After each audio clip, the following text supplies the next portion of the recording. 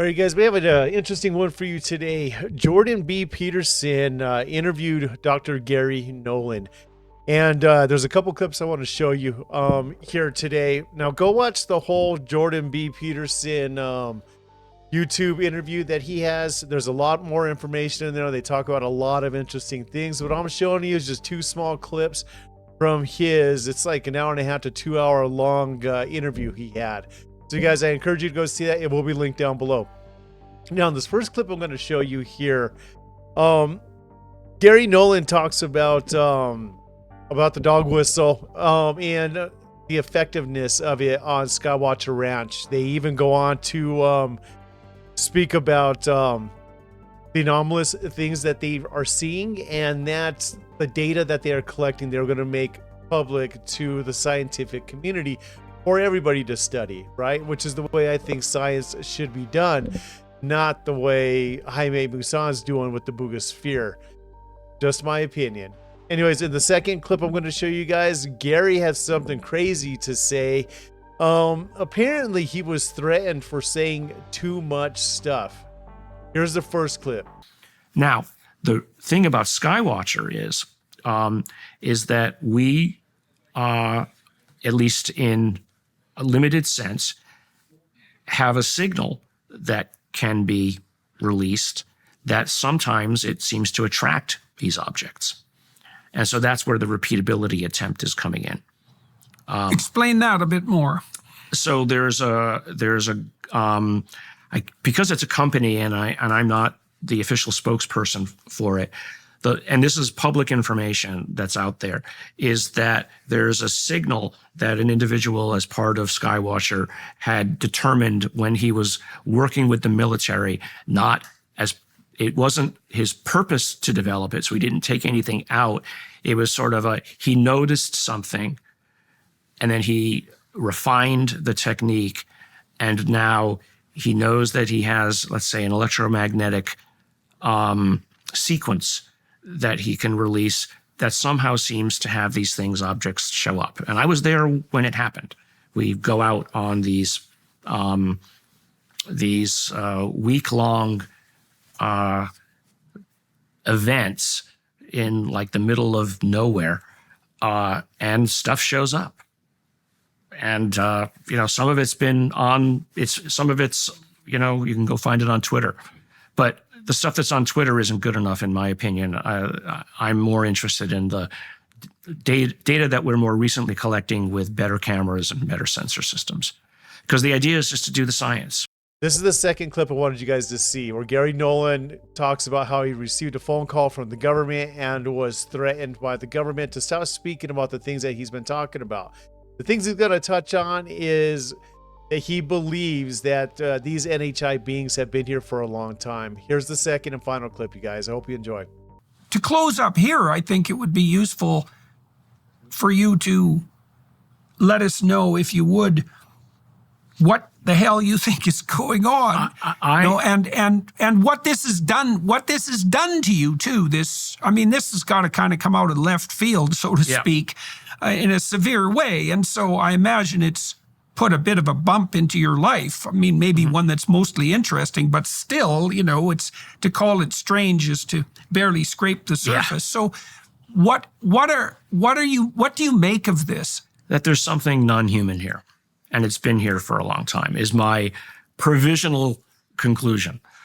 And the question is not that people should ask is not, is there something here? You have to ask the question first, can there something be here?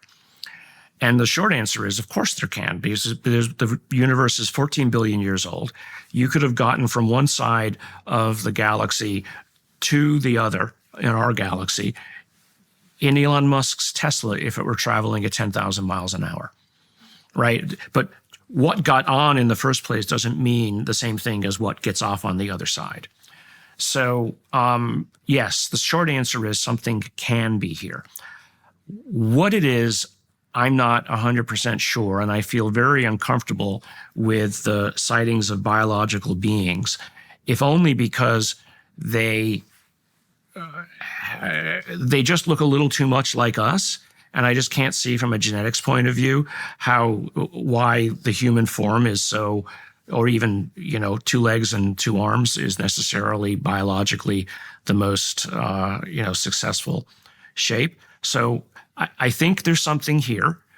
I think the data, the evidence of the hypothesis, there's more than enough evidence to say that it's worth investigating. So I would ask my colleagues to just hold their sarcasm for a while, because how do you deny thousands of reports like this?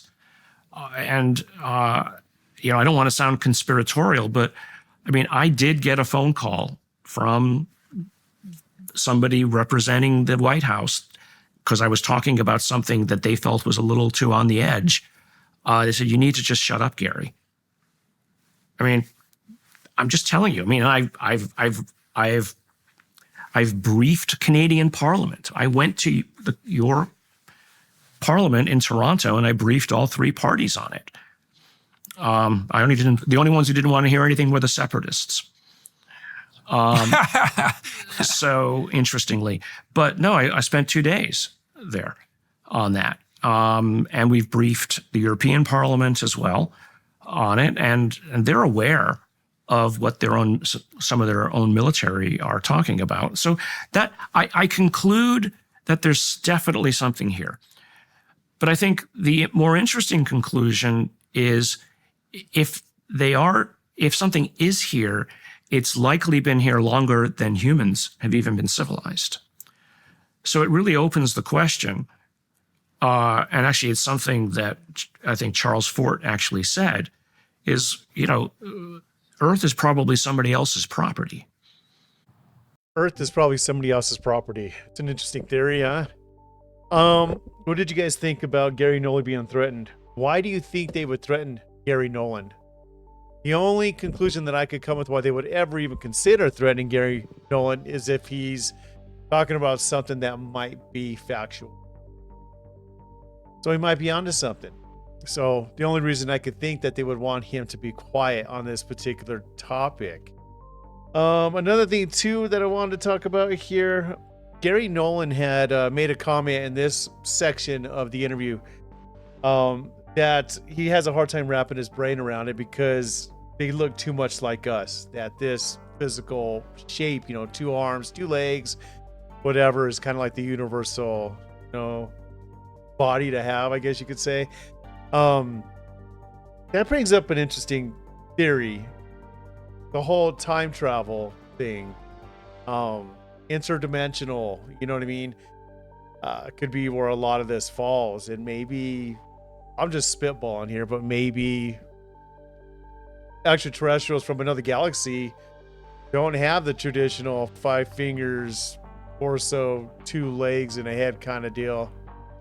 I don't know. It's some crazy thought, right? But that's what I was thinking. If they are more humanoid, maybe they are time travelers. Maybe they are interdimensional, extra dimensional. Who knows, right? Let me know what you guys think down below. I want to hear from you guys. I want to hear your comments. I want to hear what you think. Interdimensional time travelers. What do you think about Gary getting threatened? What do you think about the dog whistle? It's got a 100% success rate according to them. You guys take care, and I'll catch you in the next one. Peace out.